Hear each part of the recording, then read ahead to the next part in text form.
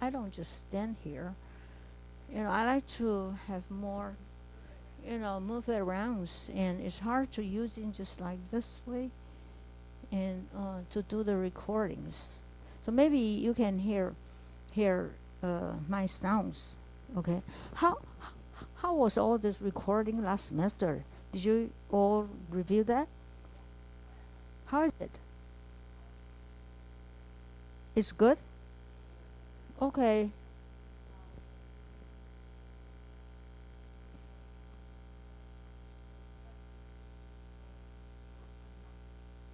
Oh, really?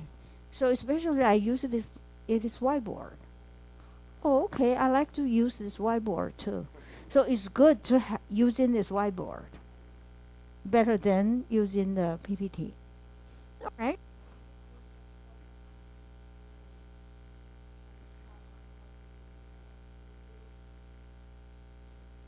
Well, okay. In that case, since I'm working the e-views, then it will show there, and I think that it will be okay, because if I use those PPT, maybe it's not really from I don't know. But anyway, let's just do the recording, okay? All right, let's do the recording, okay? I like to mention that the multicollinearity, we do have perfect multicollinearity or imperfect. Is on? Okay. For perfect multicollinearity means exactly, right? Perfect. Perfect. And the imperfect. Okay? So perfect multicollinearity problem related to the relationship between two variables. Okay? So if I say x1 equal to 2x2, or x1 equal to 1 minus 2x2. Okay? So this means that x1 and x2 are perfect multicollinearity. I can explain x1 using the expression of x2. Understand it? And imperfect. Okay.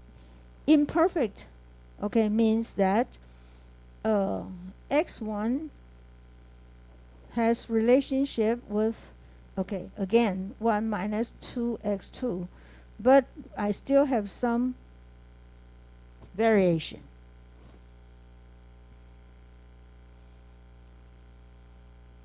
This means error terms.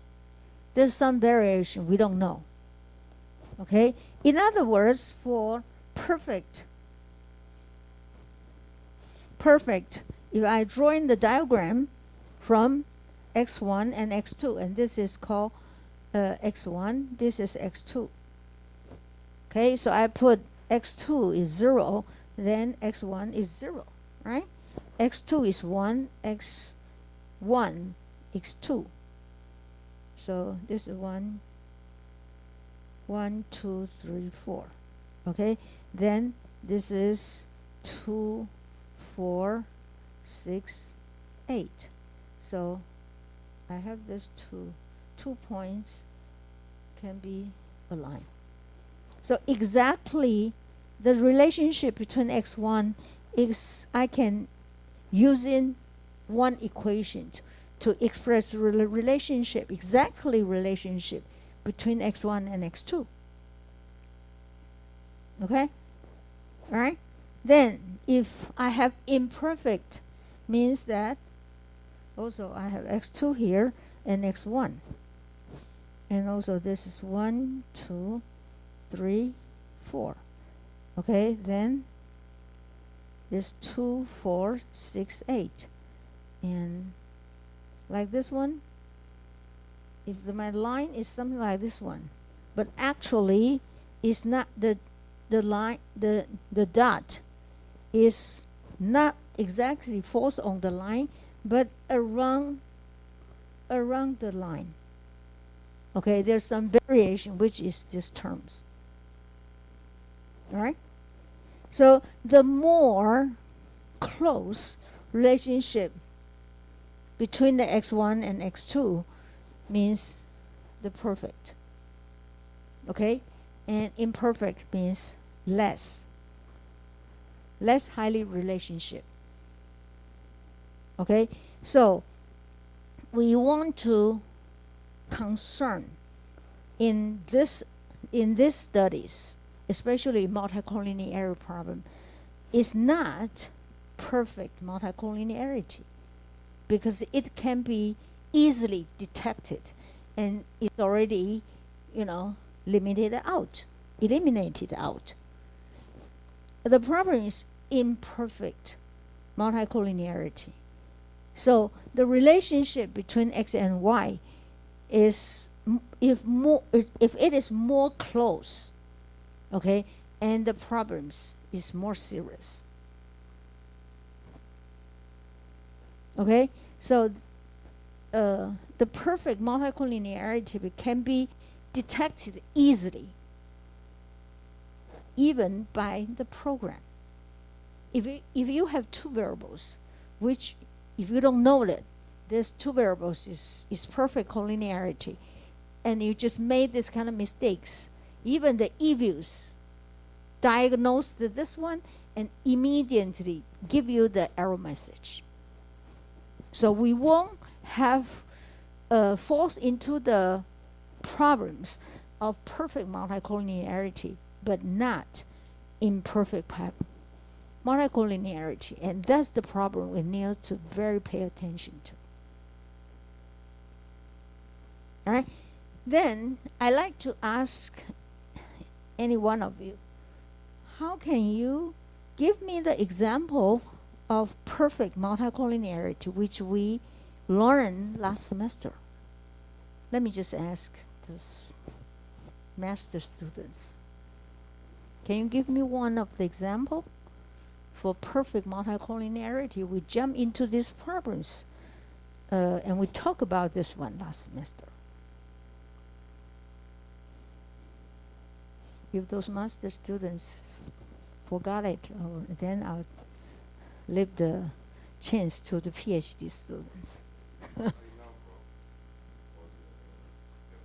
Yeah, well, excuse me.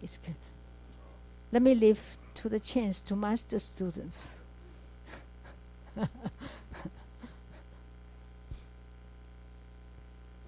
Any idea about that?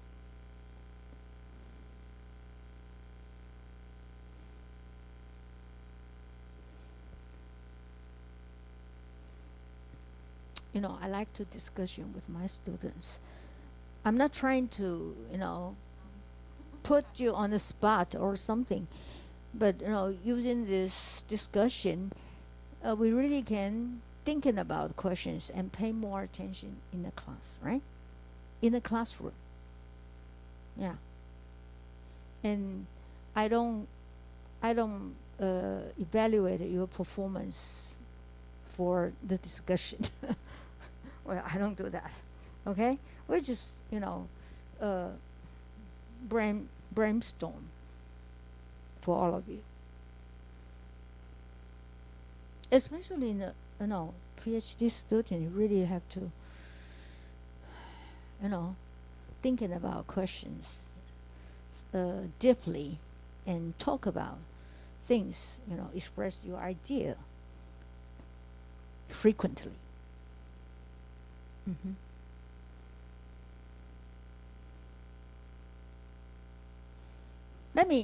Let me give some hint to my master students.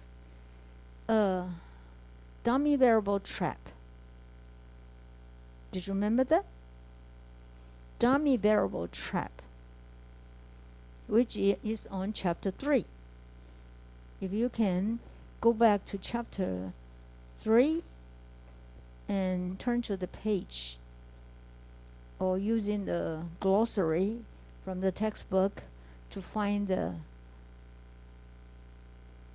dummy variable trap.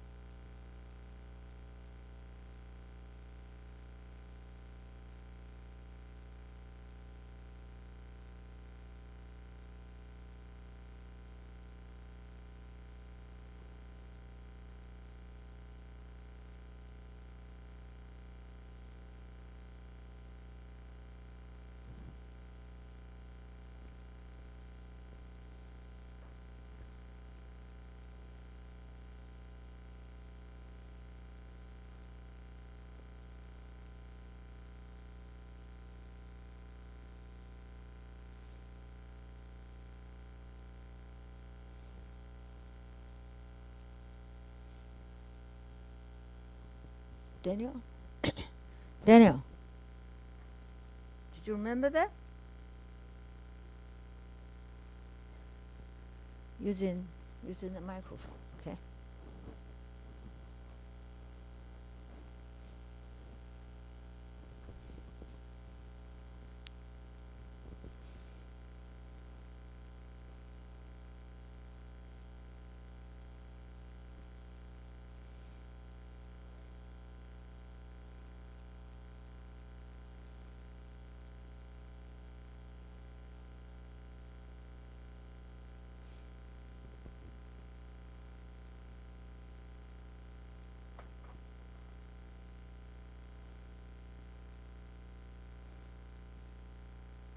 Remember that? Oh, Linda, you remember that? Like to say something about dummy variable trap?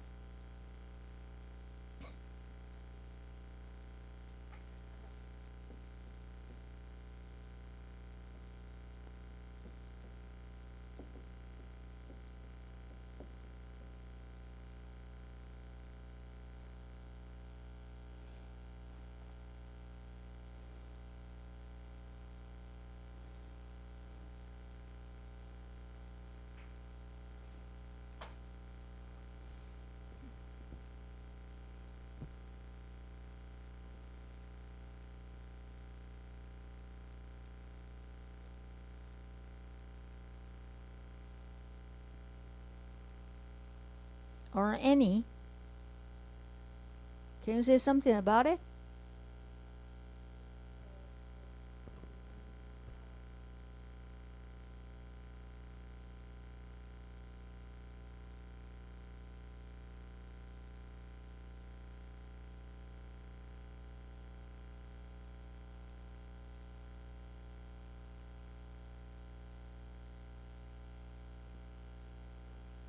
The one we talk about, like never to use like two dummy variable to describe the two condition.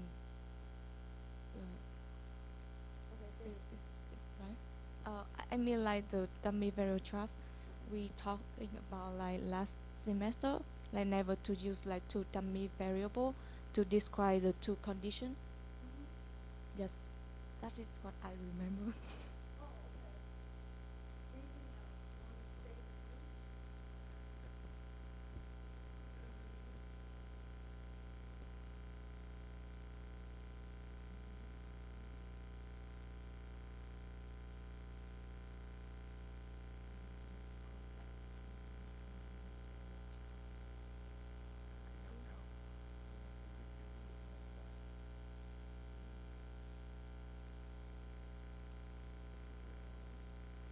Okay.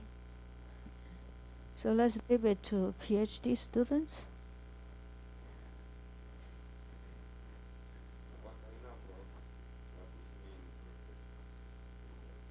If the variable x project of s are the result of the variable under 0.105% and then this is the statistic of them together. Well, I'm talking about dummy variable trap. Dummy variable. What do we mean by dummy variable?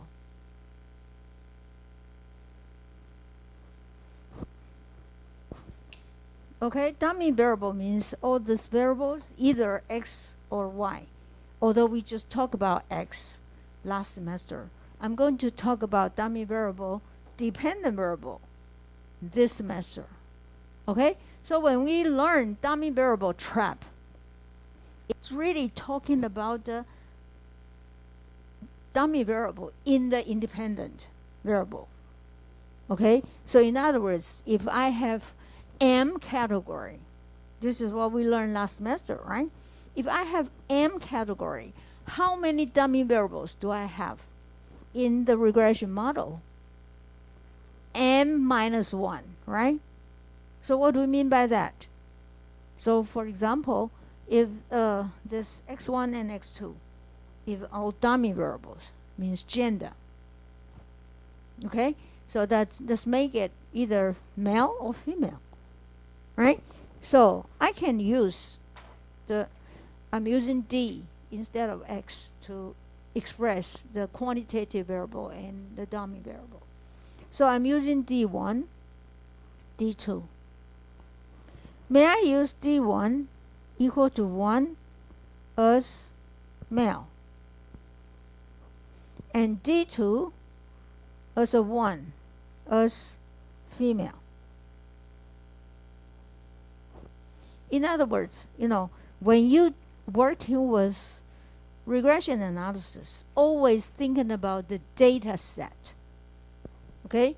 So here, let me express the data set here. I have the variable, which is y. Then I have another two variable, which is d1 and d2. So for example, I have 10 data. Okay? Then I have 5 males and 5 females. So that I will have one. When dummy variables means value of the variable is only 0 and 1. That's we call it dummy variable. Okay? So 1, 1, 1, 1. There's a 5 male students. And there's another 5 female students. So those identify D1 as a male, then here will be 0, 0, and 0. And 0, 0, 0, 0, 0 for the female. So this is our data set, right? Okay? Then if I use D1 and D2 simultaneously as the independent variable of the regression, then what happened? Then we see that D1 plus D2 is always equal to 1, right? Means that either I'm using D1 is 1 minus D2, or D2 is 1 minus D1. Means that if I can use D1 expresses using D2, then this is the problems of perfect multicollinearity. Like this way. Therefore, in this case, I have 2 categories. One is male, one is female. How many variables do I use in my regression analysis? Just one. Either D1 or D2. But not D1 and D2, because that bump into the dummy variable trap. Do you understand what I'm saying here? And this is what we learned last semester. Okay? All right. So this is like these examples. Any other examples for this one?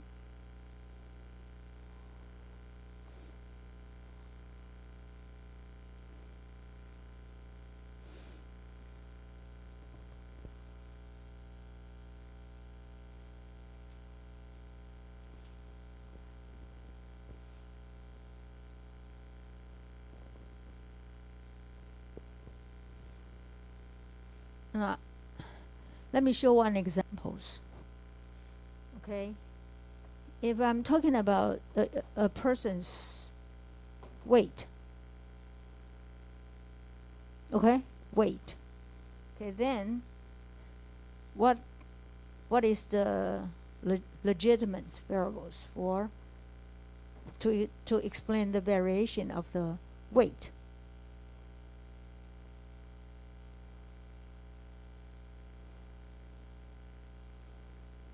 Maybe you can use height, right? Maybe you can use height, right? Do you know that a person's height, there's some relationship between a person's height with, somebody say that you can extend your hands, then the length from the right hand side, the right hand to the left hand is equal to your height. Anybody? I don't know. But it's highly correlated. So in other words, if you use different, so you can use height here as an x1, but you are using another expression, something like the length from your right hand side to the left hand side. Maybe this two is, if it is true that the length of the from right hand side to left hand side equal to the height, then this two will be perfect collinearity.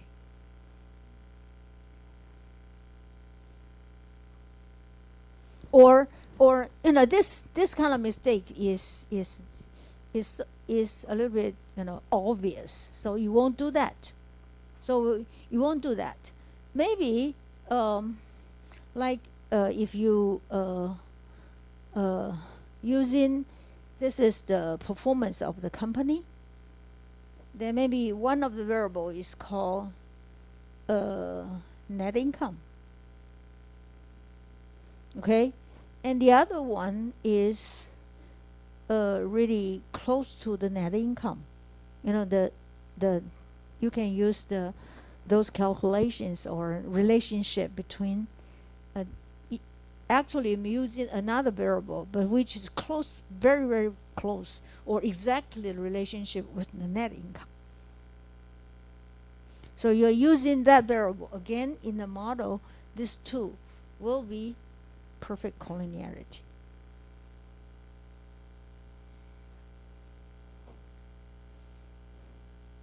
Okay? All right? So I would say that perfect multicollinearity can be detected easily, even using the program. So if you have two variables, which is exactly perfect collinearity, the eViews will detect their problems, and immediately you are able to run the result of the regression analysis. They immediately they give you the error message. So this perfect collinearity is not what we're concerned. We are concerned imperfect collinearity. Okay, I think I explained the nature of the problems, collinearity. Okay? All right. Then happen if we have the perfect collinearity. Okay, actually, if we have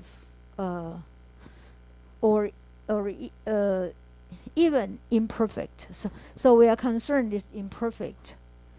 Okay, and why do we say that perfect collinearity or highly collinearity is what we concerned?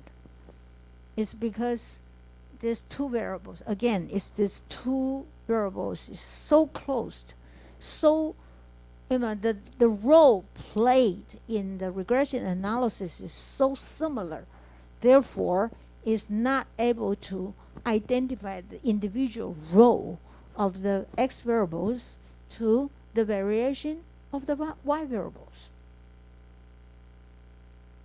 Okay, mathematically, you know that we do know how to solve the beta 1 hat, right? You know, I think those of you have learned this quantitative analysis 1. You all know that the formulas for beta 1 hat, right? Mathematically. Remember that? I don't remember either. I don't remember either. But mathematically, there's expression like this. And if I want to use the multicollinearity examples, I may not use simple linear regression. I have to use the multiple regression, because multiple regression means that I have at least the one variable, right? Multicollinearity problem happens to the multiple regression analysis instead of simple linear regressions. And usually, when you do on your thesis, your advisor will allow you to do just simple linear regression. It's always multiple regressions. Okay, so at least if I use two variables x1 and x2, the beta 1 hat has some formulas. Let me see, do we have that expression in our textbook? Yes, here, page 61. And I have the page 61, which is the beta 1 and beta 2 expression. We'll have that if you have the book. Okay? And this formula looks tedious. And we really don't want to see that. Okay? But if you look at the expressions, let me just, spend a little bit time. Okay, let me use the expression here. Okay? If I have the considered variables, let's see.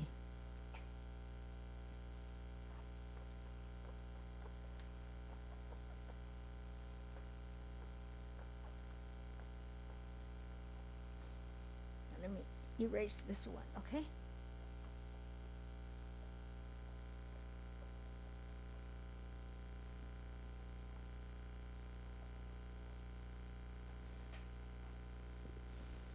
You won't like to see the expression. I don't want it either.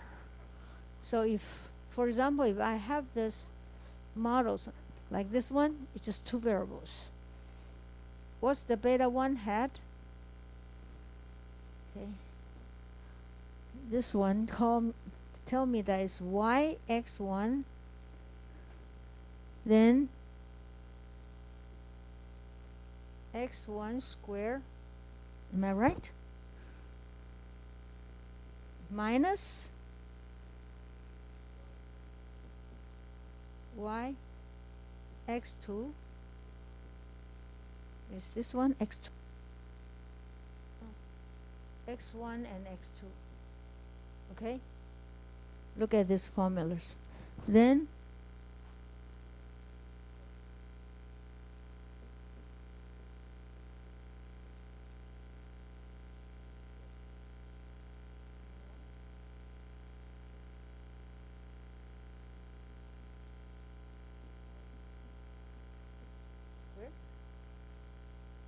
okay, let's see. No. This is not right. This is not right. Okay, this is this one. This one squared. Okay, let's see.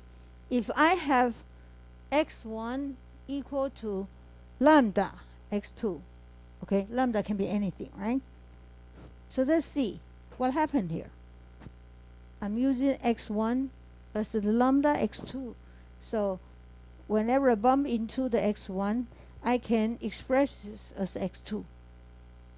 Okay? So this one turned out to be y x2, right? And this one is, this is square, right? Am I right?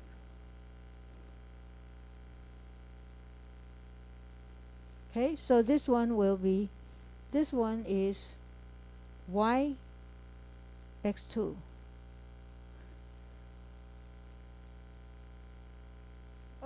Okay, so this one and this one turn out to be squared and x2 square. Am I right?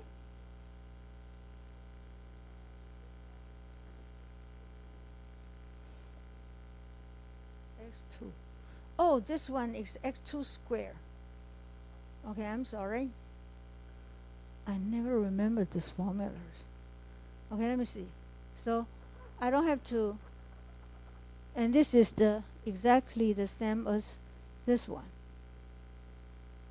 Minus, this one is yx2, right? So this is yx2. And since I have x1 here, so I'm putting the lambda, then x2 square. Let's see. Is this the same as this one? Is this one is the same as this one? Look at this is lambda yx2. This yx2. And I have the lambda here. So I can put this lambda out.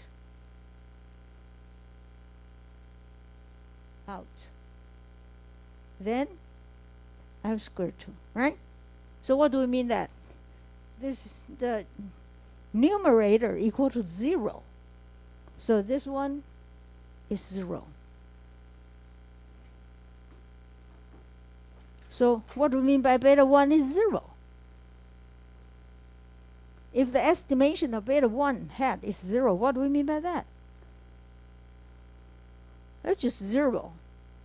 If this one is 0, means there's no relationship between x1 and y.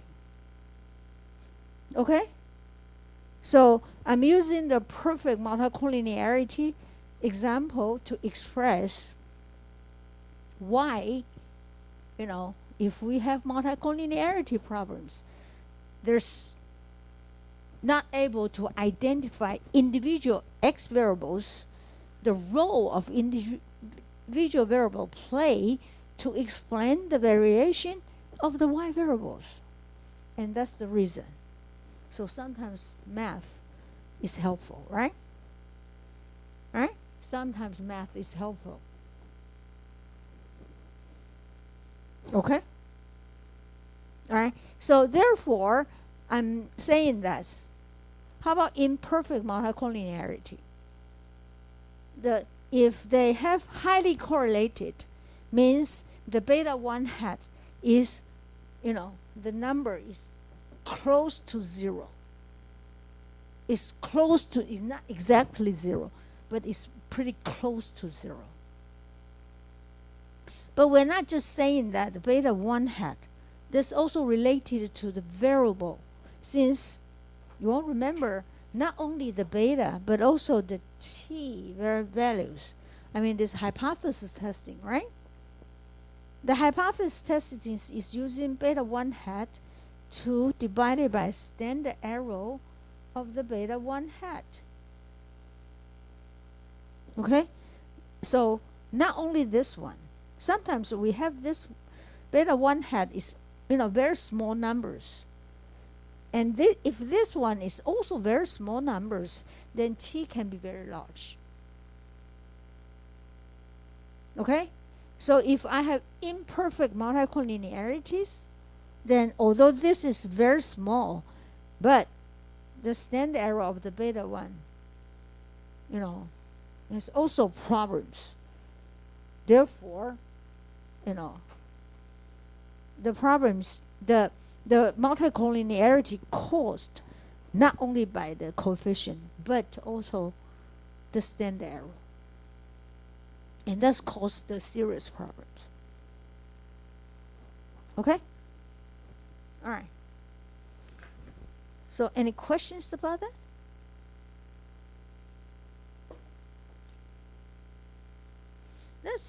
There's one examples.